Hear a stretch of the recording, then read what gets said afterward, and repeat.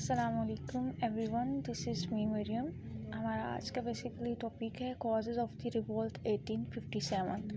जो 1857 की जंग आज़ादी लड़ी गई, इसके बिहाइंड जो वजूहात थी वो क्या थी। अगर हम पॉलिटिकल कॉजेज़ को देखें तो उसमें जो फर्स्टली और इनिशियली कॉज था वो जो ब्रिटिश थे उनकी पॉलिसीज़ थी। और पॉलिसीज़ भी किस चीज़ के रिगार्ड, एक्सपेंशंस, कि वो एक्सपेंशन चाहते थे कि उनकी जो पावर है और उनकी एम्पायर है वो क्या हो, एक्सपैंड हो। ठीक है, उनका जो रूल है वो ज़्यादा एरिया को कवर करें। उस पॉलिसी के लिए, एक्सपेंशंस पॉलिसी के लिए वो क्या करते हैं, एक डॉक्ट्राइन देते हैं जिसको हम डॉक्ट्राइन ऑफ लैप्स कहते हैं। इसका डायरेक्ट मकसद था कि एनेक्सेशंस, ठीक है, ऐसे एरियाज़ जहाँ पे राजास का रूल है, ठीक है, तो उन एरियाज़ में अगर उस राजा का कोई ख़ुद का नेचुरली सन नहीं है, अगर उसका कुछ नेचुरली उसका अपना बेटा नहीं है, वो अडोप्ट करके किसी से ले पालक है, तो वो अडोप्ट करने वाला बच्चा जो है वो नेक्स्ट रूल नहीं कर सकता। इस तरह वो बादशाह की डेथ के बाद वो एरिया डायरेक्ट किसके रूल में चला जाएगा, ब्रिटिश इंडिया के। ठीक है, सो इसको कहते हैं डॉक्ट्राइन ऑफ लैप्स। ठीक है, और इसी को डायरेक्ट इन एनेक्सेशंस पे कहा जाता है।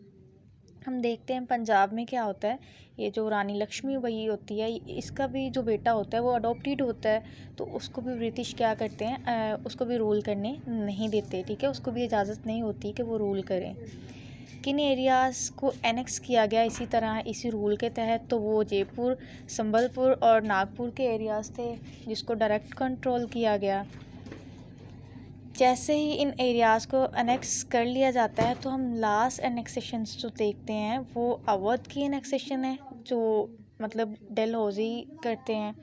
तो इस एरिया को एनेक्स करने के बाद जो वहाँ के लोगों में रेजिस्टेंस आया, उसको हम देखते हैं कि ये जो अवध का एरिया था ये बहुत लॉयल था ब्रिटिश के लिए, मगर जैसे ही इसको एनेक्स कर लिया जाता है तो वो पूरा समझ ले कि पहले दो तरह की एडमिनिस्ट्रेशंस थी, तो अब एडमिनिस्ट्रेशंस एक बंदे के हाथ में है। तो इस तरह ये मुश्किल था कि ज़्यादा अपॉर्चुनिटीज़ प्रोवाइड करना वहाँ के लोगों को। तो वहाँ के लोग जब जॉबलेस होने लग गए तो उनमें क्या आ गया, ये उनकी जो लॉयल्टी थी वो कन्वर्ट होगी डिसकॉन्टेंट में। ठीक है, सो हम यहाँ पे थोड़ा सा मैंने इंट्रो लिखा हुआ है डॉक्ट्राइन ऑफ लैप्स का, कि बेसिकली इंट्रोड्यूस करवाने वाली पर्सनैलिटी जो थी वो लॉर्ड डलहौजी थी। ठीक है, और इन्होंने इस बात की ममानत इस चीज़ में ये की थी कि जो ले पालक बेटे हैं, किसी से लेके किसी से अडॉप्ट करके बादशाह अपने पास रखते हैं, तो वो उन्हें इजाज़त नहीं है कि बादशाह की डेथ के बाद वो स्टेट को, उस एम्पायर को, उस एरिया को, क्या उस टेरिटरी को रन करें।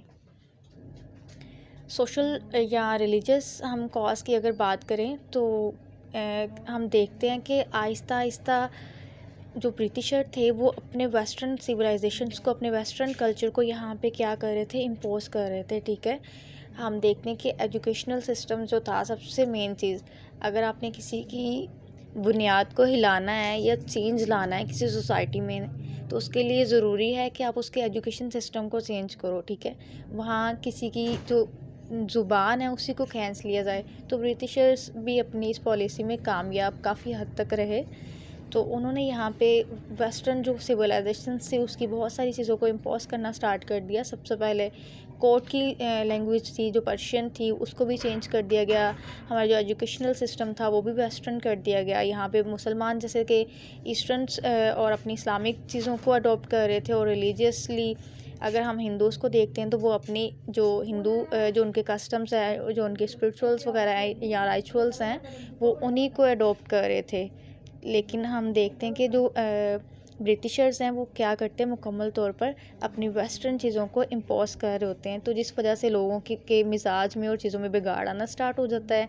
इसके अलावा अगर हम सोशल या रिलीजियस कॉज देखें तो अबॉलिशंस ऑफ सती, सती एक हिंदुओं की ऐसी रस्मात है, इसको भी अबॉलिश कर दिया जाता है। और उसके अलावा हिंदुओं के यहाँ ये रिवाज नहीं है कि वो उनकी जो बेवाएँ हैं वो दोबारा से शादी करें, तो वो अपने जो ब्रिटिशर थे अपनी कानून साजी के सिस्टम से इस चीज़ को भी उस माशरे में, उस सोसाइटी में इम्पोज कर रहे थे कि इस चीज़ का भी होना ज़रूरी है। ठीक है, सो इन तमाम चीज़ों की जैसे अबॉलिशंस करते हैं, इसका ख़ात्मा करते हैं, तो फिर वहाँ के लोगों में उनके ख़िलाफ़ क्या होती है, रेजिस्टेंस पैदा होती है।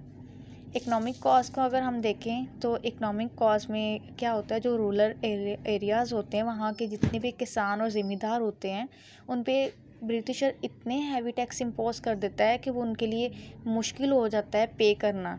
सो डैट्स वाई वो आहिस्ता आहिस्ता आहिस्ता आहिस्ता किसान इस बात पे मजबूर हो जाते हैं, जब उनसे टैक्स इतने हैवी पे ही नहीं होते कि वो अपनी जो उस ज़मीन है वो उसको भी ब्रिटिश के हवाले करने पे मजबूर हो जाते हैं। ठीक है, इसके अलावा हम इकोनॉमिक कॉज में देखते हैं कि जैसे ही इंडस्ट्रियल रेवोल्यूशंस आता है यूरोप में, तो ब्रिटिशर्स क्या करते हैं, यहाँ पे जो इंडिया में था जितनी भी इंडस्ट्री थी, लोकल इंडस्ट्री थी, यहाँ पे जितनी भी पैदावार हो रही थी वो हैंडमेड थी। ठीक है, और वो ऑफ कोर्स के वो हैंडमेड चीज़ें तो महंगी होगी, लेकिन जहाँ हम देखते हैं यूरोप में इंडस्ट्रियल वहाँ पे सिस्टम आ जाता है, तो उससे क्या होता है कि चीज़ें जो सस्ती प्रोडक्ट्स थी ब्रिटिशर्स वहाँ से ला कर इस एरिया में बेच रहा था। ठीक है, इस तरह यहाँ पे जो लोकल्स हम इंडस्ट्री देखते हैं कि वो भी ख़त्म हो जाती है, तो लोगों को इस बात का भी एक गुस्सा होता है ब्रिटिशर्स के अगेंस्ट। मिलिट्री कॉज में अगर हम देखें तो मिलिट्रीज़ में हम देखते हैं कि 87% जो थे, जितने भी सोल्जर्स थे वो नेटिव इंडियंस थे। ठीक है, नेटिव इंडियंस थे, और मगर हम दूसरी साइड पे देखते हैं कि ब्रिटिशर्स बहुत कम थे, मगर वो हाई रैंक पे अपने जितने भी हाई रैंक्स प्रोवाइड करते थे वो अपने ही लोगों को, इंग्लिश लोगों को करते थे, और जो नेटिव लोग थे वो तो वैसे सिपाही के ओहदे पे होते थे। और अगर वहाँ का कोई बरतानिया का हम देखते हैं कोई सोल्जर्स भी है ना जो नेटिव लोगों के सेम रैंक का है, तो उसकी और दूसरे की सैलरी में ज़मीन आसमान का फ़र्क होता था। तो ये चीज़ भी एक जो थी वो रेजिस्टेंस का बाइस बनी। और हम देखते हैं कि 1857 की जंगी आज़ादी का जो है ना, जंगी आज़ादी इसको भी कहा जाता है, तो इस चीज़ का बाइस बनी। ये जो हमारे अकॉर्डिंग टू होम्स जो हमारे हिस्टोरियन हैं, इनके मुताबिक भी यही था कि वहाँ के सोल्जर्स जानते थे उनका वो मुकाम ही नहीं है, जो इंग्लिश जो सोल्जर्स हैं उनकी निस्बत वो कुछ भी कर लें, जितनी मर्ज़ी लॉयल्टी शो कर लें, लेकिन उनकी वो हैसियत और उनका वो मुकाम ही नहीं है जो ब्रिटिशर्स को इम्प्रेस कर सके। और उसके अलावा हम देखते हैं कि फ़ौज में क्या किया जा रहा था, वहाँ पे जितने भी सोल्जर्स थे उनको ज़बरदस्ती क्रिश्चियनिटी की तबलीग की जा रही थी, उन्हें इस बात पे लाया जा रहा था कि आप भी इस मज़हब को अपनाएं। ठीक है, तो ये चीज़ भी एक उनके लिए रेजिस्टेंस का बाइस बनी। और उसके अलावा हम देखते हैं कि जो ओवरसीज़ वॉर फ्रंट था ना, वहाँ के लोग जो नेटिव हिंदूज़ थे और जितने भी इंडियंस थे ना, वो इस बात को लाइक ही नहीं करते थे कि वो अपने टेरिटरी से निकल कर कहीं और जंग के लिए जाएं। ठीक है, वो उनके मज़हब के अगेंस्ट थी कि वो वहाँ से निकले, उस हदूद से निकले।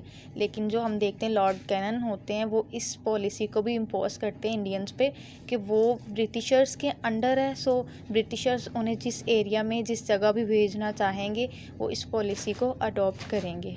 Thank you for watching. मिलते हैं एक नेक्स्ट वीडियो में, तब तक के लिए अल्लाह हाफिज़।